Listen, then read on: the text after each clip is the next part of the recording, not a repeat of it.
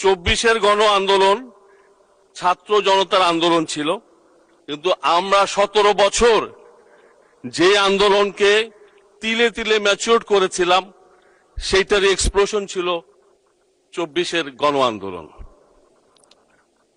আমি মনে করি যে এই আন্দোলনের অর্জিত সাফল্য এটা আমাদের সবার।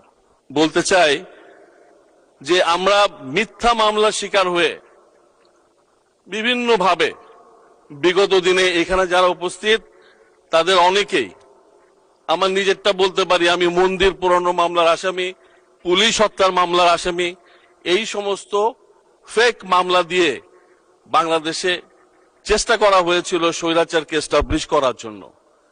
আমাদের নেতা তারেক রহমানের নেতৃত্বে আলটিমেটলি আমরা সফলভাবে এটা ওভারকাম করতে পেরেছি এবং সম্মিলিতভাবে আমরা 24-এর বিজয় ছিনিয়ে নিয়ে আসছি।